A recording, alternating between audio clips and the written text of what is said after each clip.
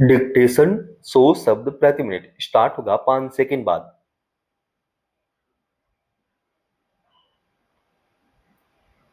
Start.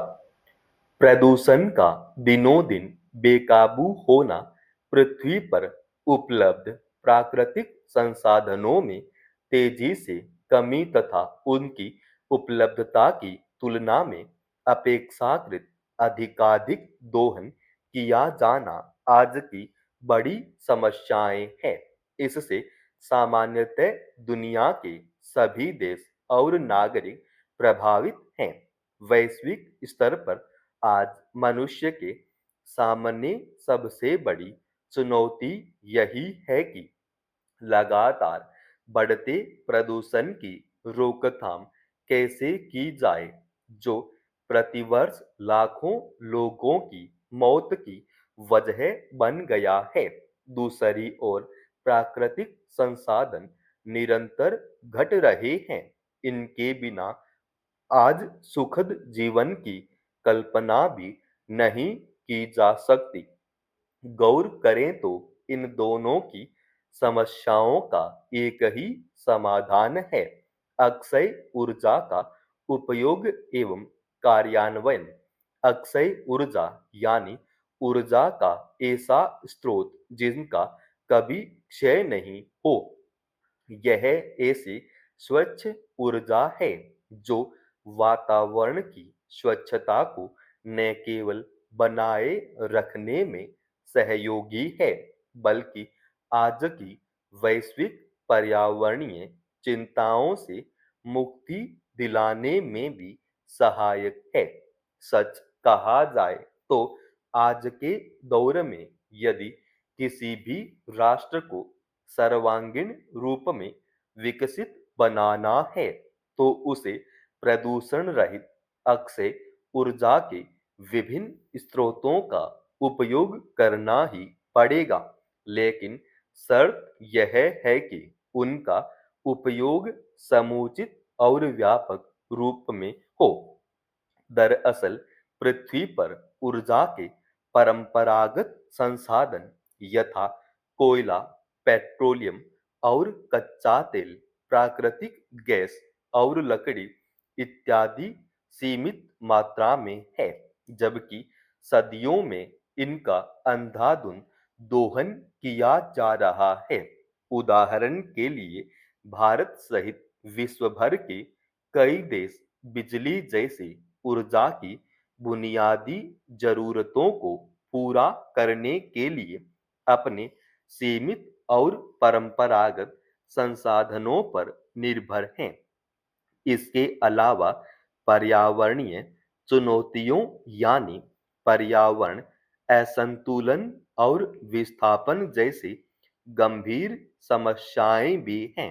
ऐसे में यदि ऊर्जा के इन परंपरागत संसाधनों का समुचित उपयोग नहीं किया गया और इनका इसी प्रकार लगातार दोहन किया जाता रहा, तो ऐसी आशंका है कि निकट भविष्य में ऊर्जा के ये संसाधन समाप्त हो जाएंगे और दुनिया भर में ऊर्जा का गंभीर संकट पैदा हो जाएगा। ऊर्जा के आसन संकट को महसूस करते हुए विश्व भर में ऊर्जा के गैर पारंपरिक स्रोतों के अधिक से अधिक उपयोग को बढ़ावा देने की जरूरत महसूस की गई। इसके बाद वैश्विक स्तर पर मनुष्य ने ऊर्जा के अक्षय स्रोतों से अपनी ऊर्जा आवश्यकताओं की पूर्ति करने का प्रयास शुरू किया। भारत में भी ऊर्जा के अक्षय स्रोतों के विकास और उनके उपयोग को लेकर जन जागरूकता बढ़ाने के उद्देश्य से वर्ष 2004 से ही प्रयास जारी हैं।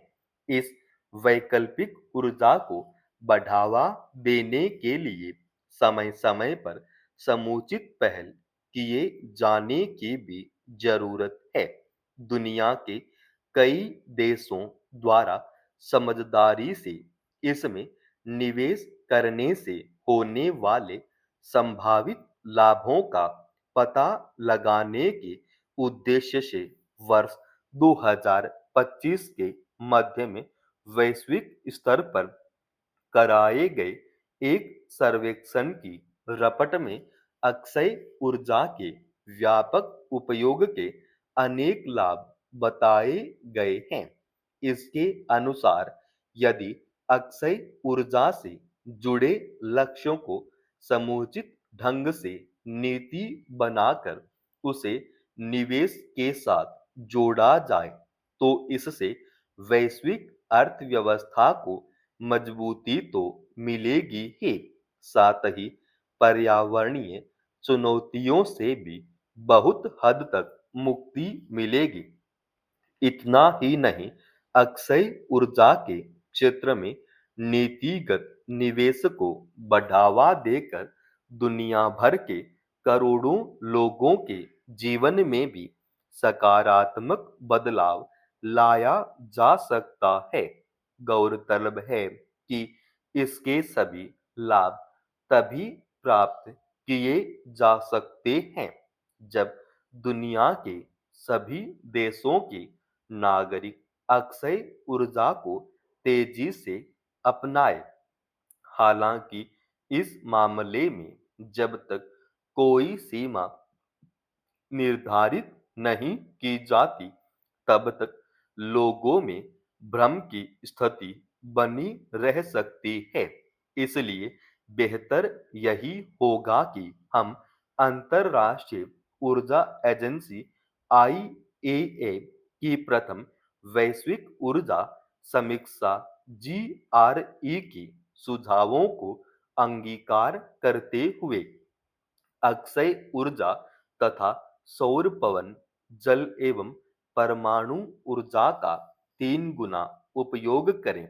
इनके अलावा हमें ऊर्जा की खपत को कम करने तथा जीवाश्म ईंधन जैसे पारंपरिक ईंधनों के उपयोग को धीरे धीरे शून्य पर ले जाने का प्रयास भी करना होगा।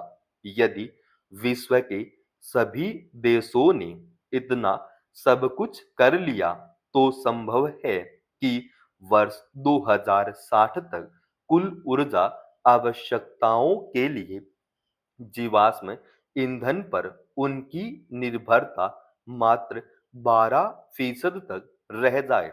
यह एक अत्यंत ही राहत की स्थिति मानी जा सकती है। इसका एक बड़ा लाभ यह भी होगा कि इससे पृथ्वी के तापमान को 2 डिग्री सेल्सियस से नीचे रखने में सफलता मिलेगी। वहीं अक्षय ऊर्जा में पर्याप्त निवेश को प्रोत्साहन देकर और सतत विकास के लक्ष्यों के अनुरूप ऊर्जा नीतियां अपनाकर दुनिया के सभी देश अपने नागरिकों को बिजली और रसोई के लिए स्वच्छ ईंधन की उपलब्धता सुनिश्चित कर सकते हैं। इससे अतिरिक्त कुल 20.4 ट्रिलियन डॉलर की भी बचत हो सकती है। वैश्विक ऊर्जा समीक्षा के सुझावों को मानकर 19.3 करोड़ लोगों को गरीबी रेखा से ऊपर उठाया जा सकता है। तात्पर्य यह है कि ऐसा करके 14.2 करोड़ लोगों को भरपेट भोजन देकर कुपोषण के गर्त से बाहर निकाला जा सकेगा। इनके अतिरिक्त 55 करोड़ लोगों को पीने का साफ पानी और स्वच्छ वातावरण जैसी बुनियादी सुविधाएं दी जा सकेंगी। पेरिस जलवायु समझौते में भारत की ओर से वर्ष 2030 तक 500 गीगावाट अक्षय ऊर्जा उत्पादन का जो लक्ष्य रखा गया था, उसे निर्धारित समय से 5 वर्ष पहले ही उसका आधा पूरा कर लिया गया है। स्पष्ट है कि अपनी जिम्मेदारी समझते हुए अपने संकल्पों को पूरा करने के लिए भारत ने सुधारात्मक नीतियों, समयबद्ध कार्य योजनाओं और जन भागीदारी से यह उपलब्धि हासिल की है। समाप्त।